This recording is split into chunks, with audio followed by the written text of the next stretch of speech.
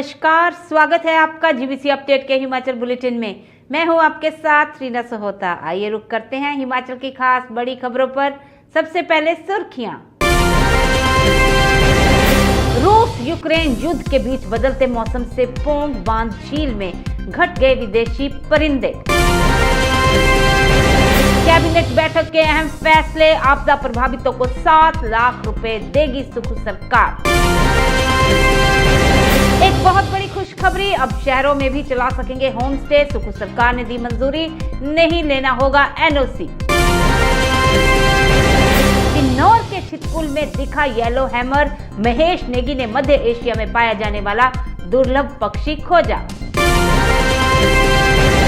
Ambuja company Darla घाट 1 हफ्ते तक रहेगी बंद, धुआं और धूल निकलने पर लिया गया निर्णय। केंद्रीय मंत्री नितिन गडकरी से मिले विक्रमादित्य सिंह, भूभू जोत टनल और एनएच के लिए मांगा सहयोग। गगल एयरपोर्ट पर सुनवाई 24 को, हाईकोर्ट ने ताजा स्टेटस रिपोर्ट दाखिल करने के जारी किए आदेश। हिमाचल में शीतलहर के प्रकोप, मैदानी जिले ऊना सहित 16 स्थानों पर न्यूनतम तापमान माइनस में दर्ज। अब खबरें विस्तार से।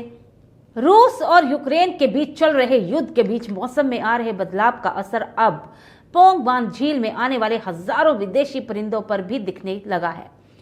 इनकी संख्या में कमी आ रही है। धीरे धीरे बदलते मौसम के कारण सर्दियां भी देरी से शुरू हो रही हैं। इस कारण पोंग बांध में विदेशी पक्षी भी देरी से पहुंच रहे हैं और गर्मियां जल्दी आने के कारण वे यहां जल्दी समय नहीं रुक पा रहे। वर्ष 2023 में पोंग बांध में विदेशी पक्षियों की संख्या में भारी कमी दर्ज की गई थी। हर साल पोंग बांध में 120 के करीब प्रजातियों के 1 लाख से अधिक विदेशी पक्षी पहुंचते थे, लेकिन वर्ष 2023 में मात्र 80 प्रजातियों के 83,000 के करीब परिंदे ही पोंग बांध में अपनी सर्दियां काटने आए।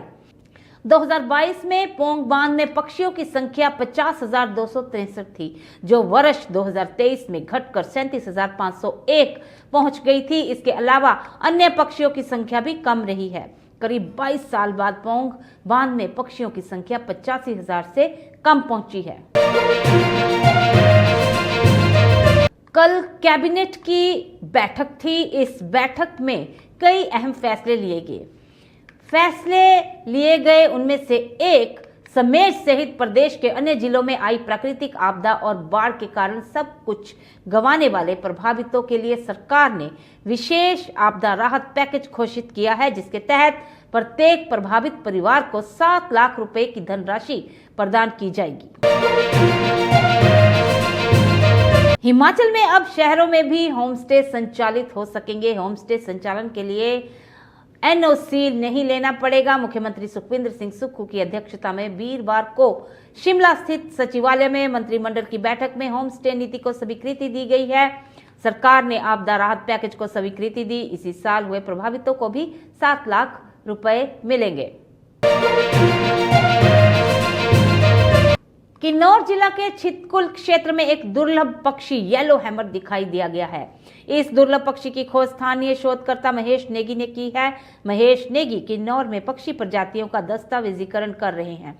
हाल ही में शोधकर्ता महेश नेगी जब बसपा घाटी के दौरे पर थे तो उन्होंने उस दौरान वन रक्षक अक्षय भारद्वाज के साथ इस दुर्लभ पक्षी को देखा और उसे कैमरे में कैद कर लिया। श्री नेगी ने बताया कि आमतौर पर यह पक्षी मध्य एशिया में पाया जाता है, जो कभी कभी हिमालय का दौरा भी करता है।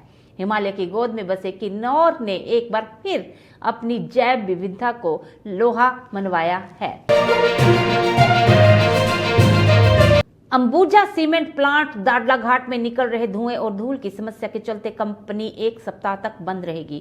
कंपनी ने 1 सप्ताह का शटडाउन लेने का निर्णय लिया है। इस दौरान यहां ना तो सीमेंट बनेगा, ना ही कोई और काम किया जाएगा। हालांकि कर्मचारियों को कोई छुट्टी नहीं होगी, वे मैकेनिकल स्टाफ के साथ कंपनी में आएंगे। 1 सप्ताह तक कंपनी में सभी कलपुर्जों की सफाई की जाएगी। साथ ही धुआं निकाल रहे पुर्जों को भी ठीक किया जाएगा ताकि धुएं की समस्या खत्म हो सके। प्रदेश के लोक निर्माण मंत्री विक्रमादित्य सिंह ने शुक्रवार को नई दिल्ली में केंद्रीय सड़क परिवहन एवं राजमार्ग मंत्री नितिन गडकरी से मुलाकात की। उन्होंने केंद्रीय मंत्री को CRIF के तहत 350 करोड़ रुपए मंजूर करने के लिए धन्यवाद दिया, जो सड़क संपर्क को बेहतर बनाने और राज्य के आर्थिक विकास को बढ़ाने में एक लंबा रास्ता तय करेगा। उन्होंने केंद्रीय पर्यावरण, वन और जलवायु परिवर्तन मंत्रालय की ओर से वन मंजूरी से रोपवे परियोजनाओं को छूट प्रदान करने के लिए मंत्री द्वारा दिए गए समर्थन के लिए भी धन्यवाद दिया। लोक निर्माण मंत्री ने घटासनी, शिलाबधानी, भुभुजोत, कुल्लू तक एक वैकल्पिक सड़क के निर्माण का अनुरोध भी किया, जिसमें भुभुजोत में सुरंग भी शामिल है, जिसमें NH 144 पर 40 किलोमीटर की दूरी कम हो जाएगी।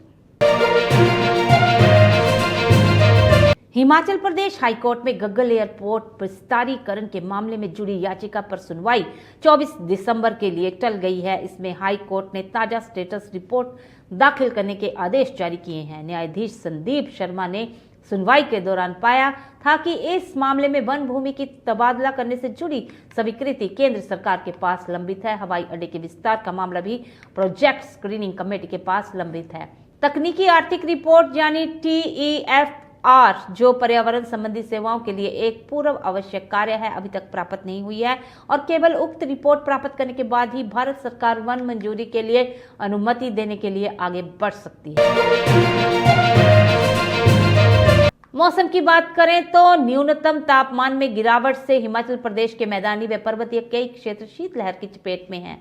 मैदानी जिले ऊना समेत राज्य के 16 स्थानों पर न्यूनतम तापमान माइनस में दर्ज किया गया है। पिछले 24 घंटों के दौरान अधिकांश स्थानों पर न्यूनतम तापमान सामान्य से 2 या 3 डिग्री सेल्सियस कम रहा, जबकि कुछ स्थानों पर यह सामान्य से 1 या 2 डिग्री सेल्सियस कम रहा। न्यूनतम तापमान में बड़ी गिरावट आने से प्रदेश के अधिकांश क्षेत्रों में सुबह शाम ठंडक बढ़ गई है। हिमाचल बुलेटिन में आज के लिए बस इतना ही। जुड़े रहें हिमाचल की ताजा तरीन खबरों के लिए JVC अपडेट के साथ। तब तक के लिए जय हिमाचल, जय भारत।